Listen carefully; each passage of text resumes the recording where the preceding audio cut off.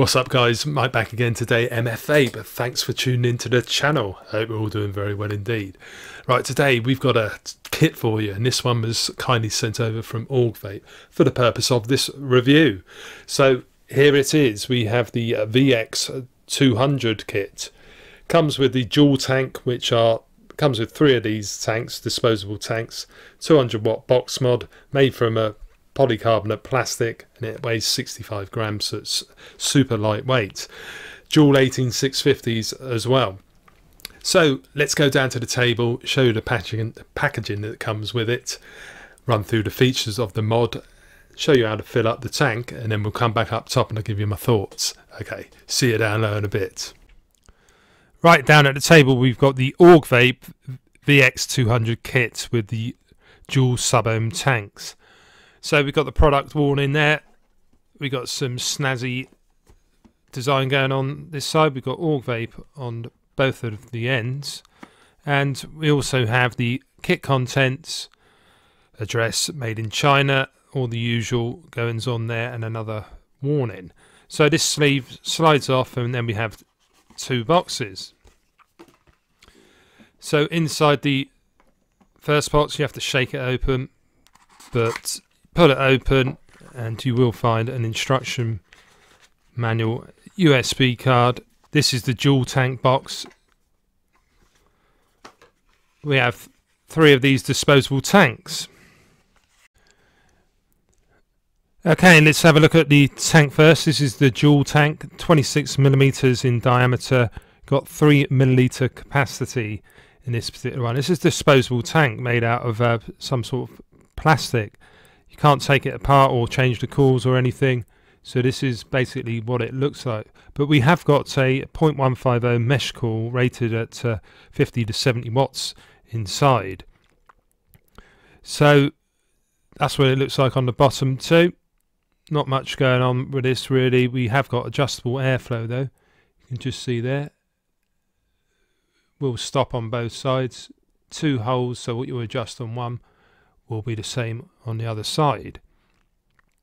So to fill this one up, a little bit of a pain in the bum unless you've got nails. You have to use a pair of tweezers or something, pull up the grommet and then fill your e-liquid through here.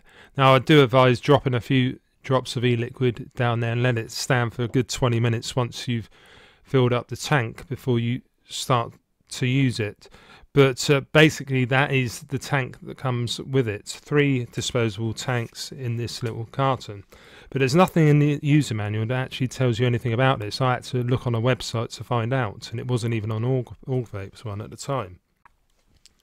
Right, on to the device then. Here it is, made from an ABS and PC plastic, weighs 65 grams. Dimensions, we've got 87.5 by 45 by 29.2 at its widest point. So we'll have a look at the top. We have got some beveled edges, no rough edges on this particular one, which does mean the maximum tank size is 26mm without overhang. Now that is a sprung loaded 510.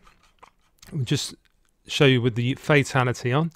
So from the top and from the side it looks okay, but when you look underneath we have got a very slight overhang due to that beveling, but it is centered and I think it looks pretty good on there, especially if you've got the black fatality. So obviously that is spring mounted, nice long throw. I've had no dramas with any atomizers. Just show you with the dual tank that comes with it on. So that's what we're playing with. This is 26mm and it fits on there perfectly. So on this side we've got Augvape engraved. We've got a couple of battery vent holes there. On the bottom more vent holes, which is great to see, designed by Augvape, and the usual markings and a Phillips screw. On the front we have the nice clicky up and down buttons and the USB ports there. This side is where the fire switch is, or fire bar. So it starts clicking when you get to about 1/3 of the way up. So it's easier to just fire it right at the top really. But yeah, really clicky sound to this one. If you squeeze too hard, it's sometimes you can feel the back panel moving a little bit. So yeah, it takes a little bit of getting used to. Someone with huge hands might not be that great, this mod. So we've got magnets holding the back door on. They correspond with these ones here. We've got battery A, battery B. Polarities clearly marked, although it would have been better if it was in white Augvape. Let's put some batteries in. Negative down, positive down. Make sure that little bit's there, and it helps you pull the batteries out when you go to replace them. Clips back on there like that. Doesn't matter what way round you use it, really. Or it does actually. It's that way round. And then it turns itself on, and it's in temperature control mode for some reason or another. Let's just put it into wattage. So you do 3 clicks, select it, put it into normal, and then I'll show you the screen. To turn it off though, it's 5 clicks, and then 5 clicks of course turns it back on. So the screen, there's your wattage or temperature, it depends what mode you're in. We've got normal, hard or soft, resistance, battery markers for each battery, and there's your voltage. Right, let's have a look at the wattage then. So we were on 63, it goes up in 1 watt increments all the way up to 200 watts, and it does round robin again. So 3 clicks to get to the main menu. Put it in temperature control.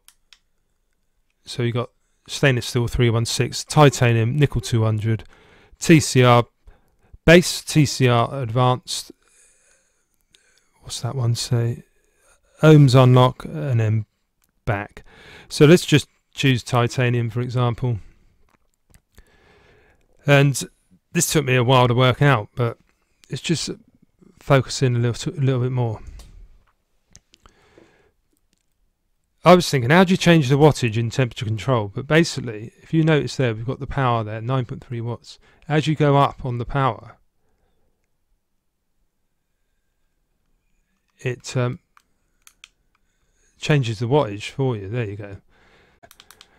So 3 clicks brings you to the main menu. But if you want to change it into Celsius, Fahrenheit rather than Celsius, you've got to go down to temperature unit here and then select Fahrenheit. So yeah, you have to go around the houses to change things, but whilst we're in settings, we've got auto mode, you can have it on or off. We've got cut off time, I've got it 10 seconds, you can adjust that to how you want. Standby time, we can change the display, just put it in red for you. This looks quite bright on the camera, but it really isn't very bright, so I like to just keep it in white and black myself. You change your language, factory defaults, and back. So 3 clicks basically brings you to the main menu. We've got variable voltage as well. You can just go up and down on the volts as you would normally with a variable voltage. Bypass mode, you can select that, and it uses basically what's left in your battery. Information, statistics is quite interesting. Puffs. We've got average time, average watts, total joule, and all that malarkey. So go back. Quite a nice menu system, quite user friendly, it's not too bad. Put it back to variable wattage before I break it. But yeah, now you can select your soft, high, or normal mode. But that's a good look around the VX200 and the dual tank. So let's go back up top now and I'll tell you what I think about them. Right, we're back up top with the VX200 kit from Augvape. What are my thoughts then? Well, when I first got it out of the box and saw them on, I thought it looks really nice, and it does look nice with the tank as well. Got the full murdered out black finish. So what about the fit and finish and all of that? Well, because it is made out of like an ABS plastic. It really is super lightweight. When you haven't got any batteries in, it's literally weighs nothing. Even with batteries in it, it basically just feels like the same sort of weight as a this internal battery, like 80-watt mod I've got here from Vaping Resso. It's probably, yeah, it might even be a little bit lighter, but yeah, it's super lightweight. But because of that, I think with the actual build quality, it's all very well put together. It looks very nice. We got the nice branding on the Augvape. We got battery venting and all of that. The battery compartment comes off nicely. The magnets are really nice. Clips on beautifully. Like, the trouble is, because it's got this sidebar mechanism, you tend to squeeze it, and sometimes it, when I first got it, I thought I was going to break it in half, because, yeah, listen, sometimes you can sort of, the battery door sort of moves. It's not so bad at the moment. I think it needs breaking in. Depends how you grab hold of it, but it's just, do you know what I mean? If you're a bit heavy-handed, I'm not sure that this one is going to last you. But you do get used to how to fire it. If you thumb fire it, so then you're not squeezing it. So nice and clicky it is as well. Very responsive fire button, which I just turned off there inadvertently. But it is a super responsive fire button, this one. Got nice and clicky up and down buttons. They really do protrude nicely, and I do like the menu system with this one too. It's not too hard to work out, which is good for me because I am a donut. But yeah, one little comment for this one though is the screen. Now it does look nice and bright on camera, and it's fine when you're in the house or if you're in the dark or anything like that. It's not too bad. But if you're outside, especially on a bright sunny day, you will have trouble seeing this display. And from what I can gather, you can't adjust it up or down as well. Now you can choose the different colors for the screen, but you can't actually adjust the brightness. So Augvape, I think you do need to work on the screen. If you can get that super bright, it would make it a lot better. But let's go on to the tank for a minute. And this is a disposable tank, comes in a pack of 3, which I believe you can buy as a separate purchase. Packs of 3s of these tanks. I'm not quite sure how much they cost, but let's give you a little toot. I've got it at 55 watts.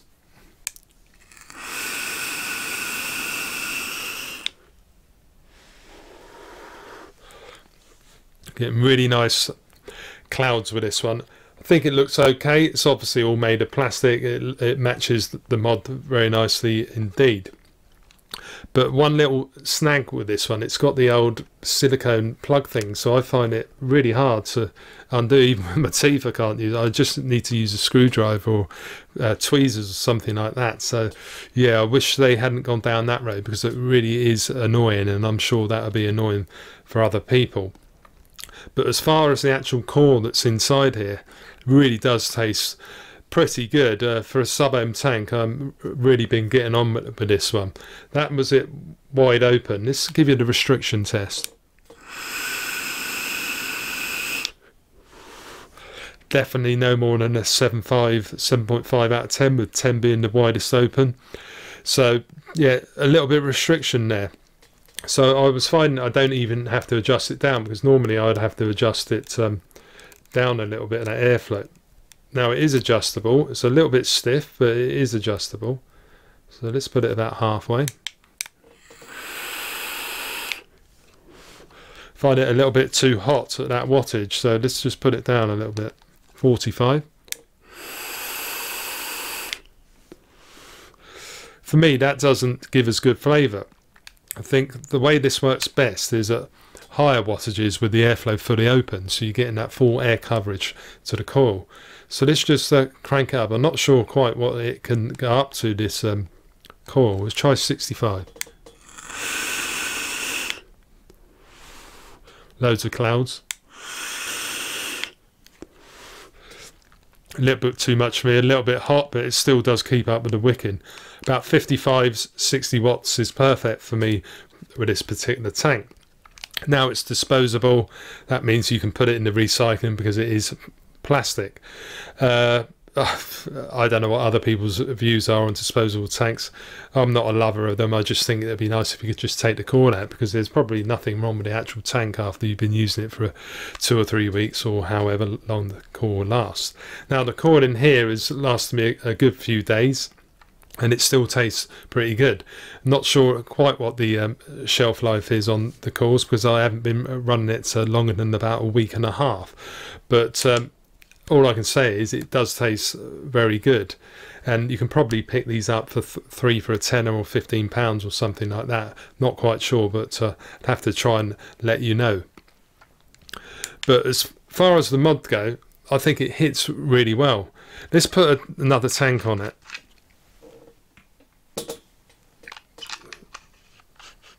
Put the old Fatality, which does fit on it, but you have got overhang if you look at it from underneath.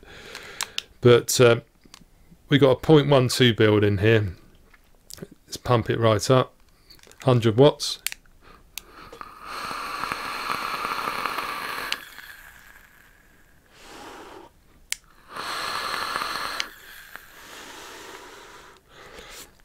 In fact, let's put it in variable voltage.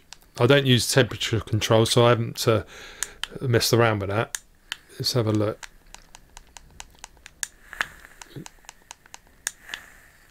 Right, 3.6 volts says about 120 watts, so here we go.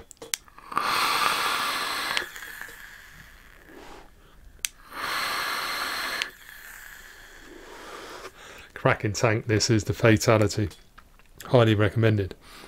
And that does hit very hard. I haven't tried it any harder than 120 watts. I do believe it's getting close to that by comparing it with the drone that I have, which has got a DNA chip in it, because I have got the Druga Foxy as well, which is another really decent mod if you can get one that hasn't got the battery fault warnings. And while we're here, you can have a quick look at the new panels that they sent over. I've got the dark wood here, they just clip on. But like I say, I did have issues with my mod, so check out the review if you want to find out about that. But they did assure me that the third batch of the Foxy, they had addressed the issues with the battery fault, etc. But yeah, you can pick up these panels now. I'm not quite sure how much they are either. But going back to this particular mod and kit, now I do believe that it's priced around, I think it's £40 or so. So it'd probably be the equivalent in dollars, $40 to $50. But if it is indeed the price for that price, I think it's not a bad little kit at all. All I would say though, that if you're heavy-handed, it might not be the best one for you. But if you just, you know, a little bit sensible with your mods, and it's probably best to use it in thumbfire, I think it's a decent little kit, and yeah, I'd give it a thumbs up from me, because it's really super lightweight, nice to go out for a walk with it or down the pub, put it in your shirt pocket, even though it's a dual 18650. Just think it's a decent bit of kit, this one. So that's the end of the review, guys. If you did enjoy it, please give it a little thumbs up as always, and if you're new to the channel and you like what you see, consider subscribing too, and make sure you hit that little bell notification. You'll be notified of all my latest videos. Now, as ever guys, I have a website. It's mfvape.co.uk/meltdownmic.com. It will redirect you to the same place, but I got offered a free domain the other day when I renewed with Wix, so we've got Meltdown Mike as well, which is my alter ego over on my live show. But I'm also on Facebook, Instagram and Twitter as well, guys. So until next time, thank you very much for watching, and I'll see you again very soon. Okay, cheers.